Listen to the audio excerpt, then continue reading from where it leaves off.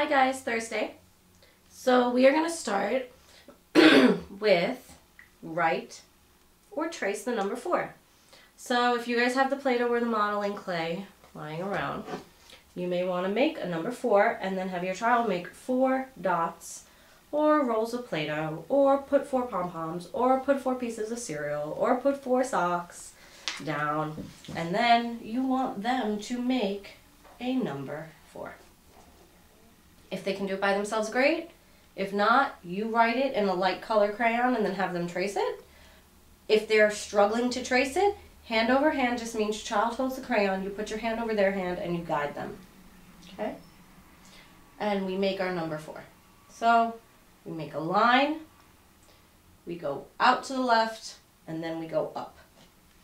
Number 4. Next is use a straw to blow items across a table. So if you have a straw, great. If not, you don't need it. So you want to get different items like a ball of Play-Doh, a ripped sheeted ball of paper, a pom-pom, a grain of rice, something like that. And your kid could take their straw and go and see if they can move it across the table. Then you want to talk with them. What things moved? What things didn't move? So maybe you have a ball of Play-Doh, a little ball of paper, and a block. You know the ball of paper is going to blow across the table because I can hold the paper and go, and it moves. If you don't have the straw, that your child could just try to blow it going, okay? The block didn't move. Why do you think the block didn't move? Why do you think the paper moved? Really ask those why questions. Get your child thinking. You can have them make predictions. Okay, we have a piece of paper and we have a block. Which do you think you're going to be able to blow across the table? Next is cut paper into strips and make a paper chain. Practice making the letter P sound. Practice saying P words. So, P, p, p, paper, Play-Doh, pen. Cut paper into strips and make a paper chain is a really easy activity. I'm going to record it later and send it to you on Thursday as a model so you could see. I'm going to have my daughter do it with me.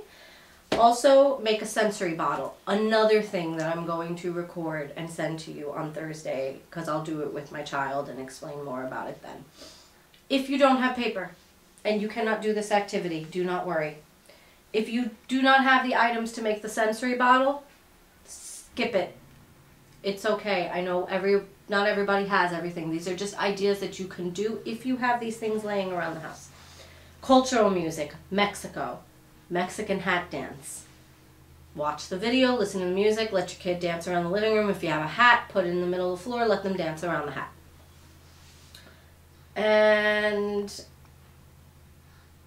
while I'm here, I may as well go over Friday since Thursday was very quick.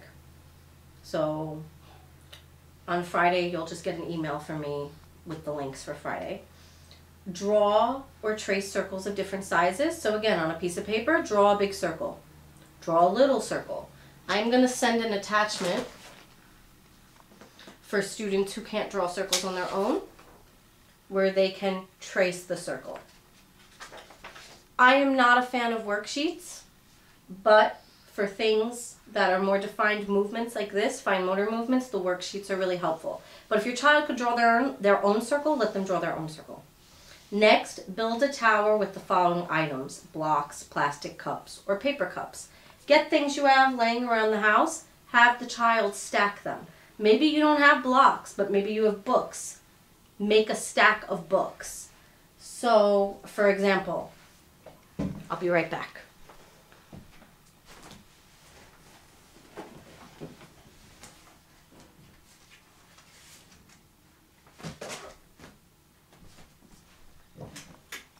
Maybe I only had books.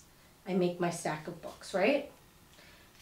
When your stack is done, have your child count how many items. 1, 2, 3, 4. Good.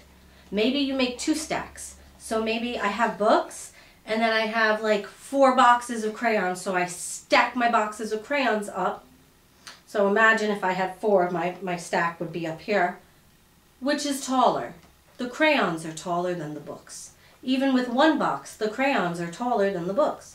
Which do we have more? More boxes of crayons or more books? I have 1 box of crayon, but 4 books. I have more books.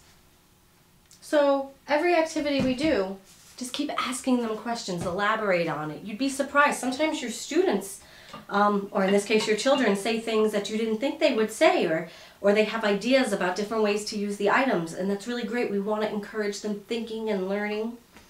Next we have a read aloud. I will send you the link. Then we have sing the ABCs with your family. Very simple, just sing the ABCs. If you're Spanish speaking, you could do it in Spanish. If you are bilingual and you speak another language, like Bengali, you can do it in English ABCs and then Bengali ABCs, whatever you speak at home.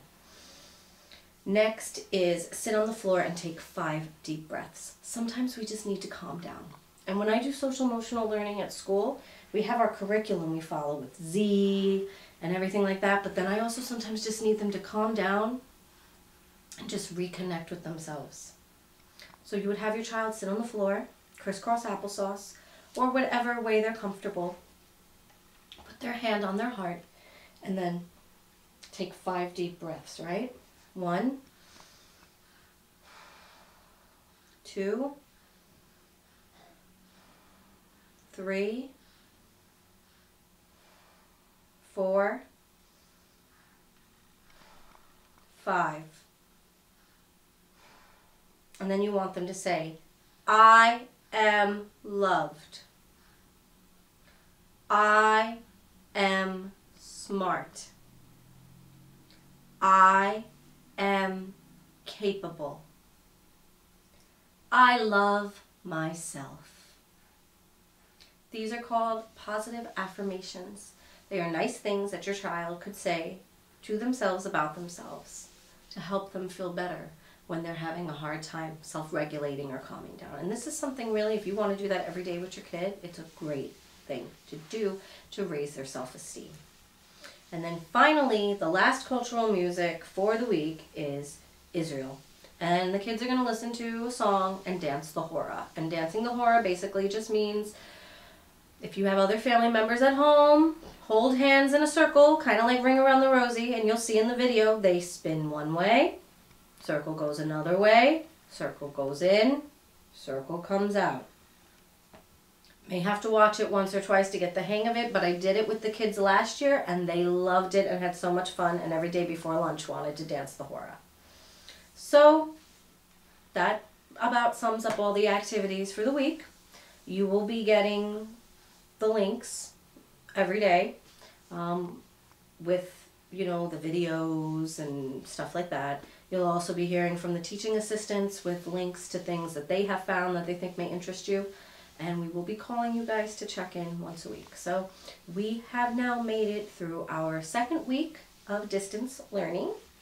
Next week is going to be a short week because of Easter break.